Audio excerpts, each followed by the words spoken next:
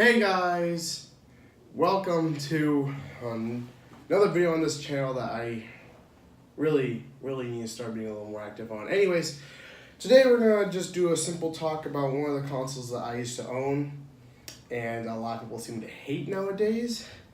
It's the Wii U. Congratulations. Now I cannot remember when I got my Wii U. I do know I got it on Christmas, I just cannot remember what year. I got three things at Christmas.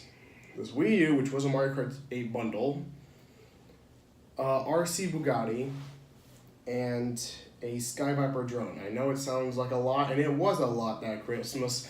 Now, the Bugatti, RC, and the drone did not survive. That's all I can really tell you. The Wii U is still here and ready for me to show you. So one of the things I wanted to talk to you guys about was the controller, aka the gamepad. So this is one of the most heavy criticisms because of how big it is, but honestly, thanks to the grips on the back, it doesn't feel that bad. I mean, it can be big sometimes, it really can, but oh god, it's so dusty. If you guys didn't see from the other video, it was on the shelf right up there. I had to take it down, and also I'm realizing that for some reason this joystick right here is real sticky for some reason. Do not know why. Anyways, on the controller we have two thumbsticks, a B, X, Y, just like normal, D-pad, an NFC reader for things like Amiibo and such, the Wii U sign, a mic, where I believe that to be a speaker, the home button, and we have a battery indicator. So when you're using this, if you have a decent amount of battery, it wouldn't show any color. If you had if your battery is kind of low, it would show red, and then if you are extremely close to dying, it would start blinking red. You also have the TV button. Sorry if you can't see the battery indicator right there. Also, the mic is right next to the home button, as well as the little speaker that I mentioned, also on the other side as well. There's also a TV button.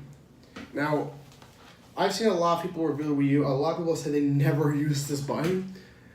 I could not be part of that. I use this thing a whole lot, mostly because someone, sorry, you want to take off my hat, but someone actually lost their remote to this TV, so not for the cable box. The cable box, we have the remote for it, but the TV, no. So we had to use this a lot if we wanted to, like, turn on the volume or change the channel if we don't want to get from our bed and do it ourselves up there.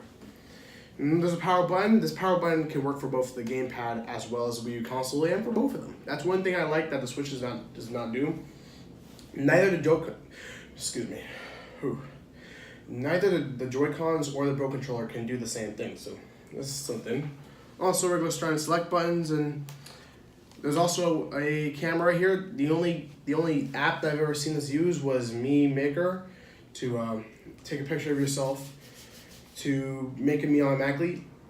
Fair warning though, don't do that because it's gonna become disgusting. Your me's gonna look disgusting. Anyways, on the back here, this red thing right here is the sync button to sync it with your console, like the Wii did. Also a backlight right here if you want to replace the battery. There's also a stylus area right here. Don't know how many people did, but I lost this bad boy a whole lot. I actually resorted to using an actual pencil as my stylus pen, but of course it's not going to fit in here. And on the top we have a volume slider, a headphone jack, and the charger. And the charger is right here. Sorry guys, I have the cables.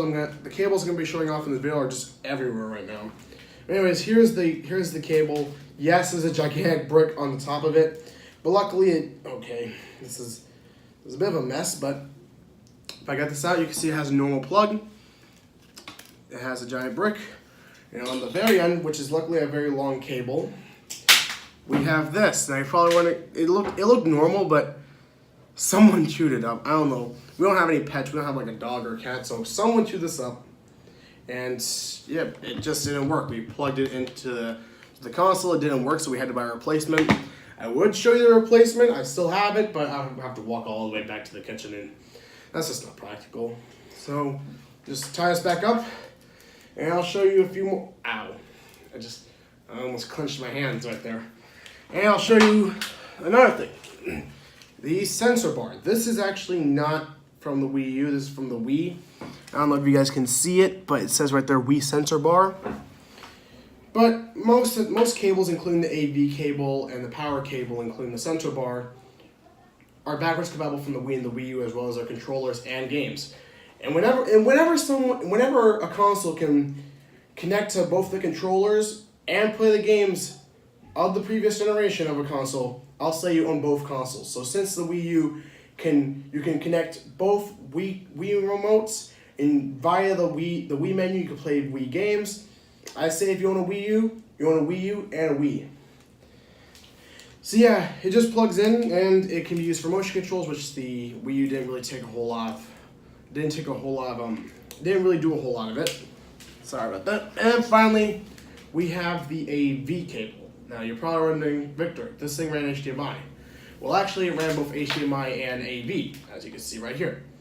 Now again, moving back with the Wii compatibility, this, I'm pretty sure this is from the Wii, because the Wii's AV cable also works with the Wii U. And there is a branded HDMI cable. I have it in the back of here of the TV, right over here. We'll just go ahead and get it. Yep. See, that's one of the reasons why I do not like mounted TVs. You're gonna have to reach over into the back like this to the wall to get to plug in or take something out. You know, it always scares me that this thing's gonna fall, which I do not want to happen. I don't think anyone wants their TV to fall down, unless you hate it or you need a replacement, or you need to replace it, not a replacement. A replacement is what you need once it falls down. Anyways, here is the regular HDMI cable. It's, as you can see, most of these cables are gray, which is what I like, because if you're someone like me who puts all their extra cables into a bag or something, or a suitcase, it's really good that they're gray, so then you can identify them from the rest of all these black cables. I understand they're black, so because some areas in your house might be really dark or black, it'll blend in better. But when you put it in that type of situation, it's a nightmare. So that's all the cables. Now, I've already shown you the gamepad, the cables. Here is the console itself. So it's a pretty sleek looking box. It's pretty good. There's the ventilation, of course, since I've had there for like a year now. It's collected a lot of dust. Anyways, here's the back. Right here is 2 USB ports and a fan, which I can actually blow. I can actually make it move. See that? Now here's the HDMI port, the AV port, the sensor bar port, and the power port. I do not know where my power cable is, so unfortunately I cannot show you what it'll look like. And yeah. And speaking of which, you probably wouldn't want to see it. I probably would not even be able to show you, because if you looked at the gamepad, there's a huge dent there. Now, the way that dent got there is either disputed. Either my mom accidentally dropped it on the floor, or my little brother threw it on the floor. My little brother told me that he did it, while my other brother told me that my mom did it. It's too much. But anyways, due to that, the gamepad simply just doesn't work anymore. And if you go on Amazon, it's $100 for a replacement. I'm not spending that kind of money on this thing again. So if we look on the front here, we have, of course, the DVD drive. This flap opens up to reveal the SD card slot and 2 USB ports. We have the sync button for your controllers, the disc eject button, and the power button. So yeah, it's pretty good. A lot of people tell me that there's a lot of lack of third-party support, which is true. But when there's first-party support, Nintendo just delivers. Mario Kart 8. Twilight Princess, Smash Brothers 4, Super Mario Maker. There's too many to list now. They're just really good. The two that I played the most was Mario Kart 8 and Super Mario Maker.